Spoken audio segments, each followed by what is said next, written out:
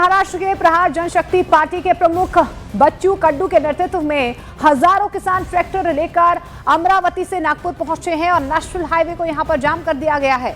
किसानों के कर्ज माफी के लिए बच्चू कड्डू हजारों किसानों के साथ नागपुर में सीएम देवेंद्र फडणवीस के घर के पास जाने की उन्होंने कोशिश की। किसानों के कूच के चलते पुलिस ने पूरे शहर में नाकाबंदी कर ली है।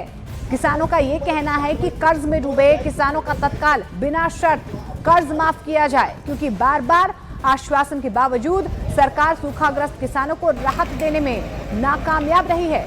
तो देखिए यहाँ पर लगातार जो है किसानों की तरफ से नागपुर कूच किया जा रहा है। कई ऐसी मांगे हैं जिनको लेकर किसानों में नाराजगी जो है वो देखी जा रही है और यही वजह है कि नागपुर का पूरा हाईवे जो है वो जाम कर दिया गया है किसानों की तरफ से। किसानों की तरफ से ये भी चेतावनी दी गई है कि अगर उनकी मांगे नहीं मानी जाती है तो वो रेल रोको आंदोलन भी कर सकते हैं। रेल रोकने की चेतावनी जो है किसानों की तरफ से दी गई है।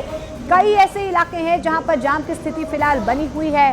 किसानों की तरफ से वादा खिलाफी का आरोप लगाया जा रहा है और यही वजह है कि ट्रैक्टर ट्रॉली के साथ बड़ी तादाद में किसान यहां पर पहुंचे हुए हैं।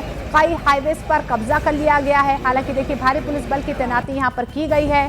कानून व्यवस्था जो है वो ना बिगड़े, इसको लेकर जो है पुलिस बल ने भी मोर्चा संभाल लिया है।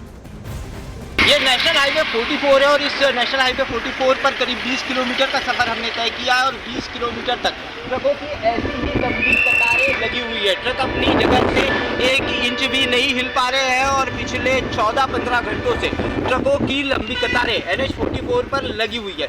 ये वो जगह है जो उत्तर से दक्षिण और पूरब से पश्चिम को जोड़ती है। ये NH 44 है जो कश्मीर से सीधा कन्याकुमारी को जोड़ता है और आप इस तरफ देखेंगे ये NH 53 है। NH 53 मुंबई से कलकत्ता को जोड़ता है, यानी उत्तर से दक्षिण और पूरब से पश्चिम को जोड़ने वाली सड़कों का ये केंद्र बिंदु है और यहाँ पर ट्रकों के पहिए पूरी तरीके से थम चुके हैं। ट्रक अपनी जगह से हिल नहीं पा रहे हैं बिल्कुल भी और पूरी तरीके से ये नेशनल हाईवे जाम है।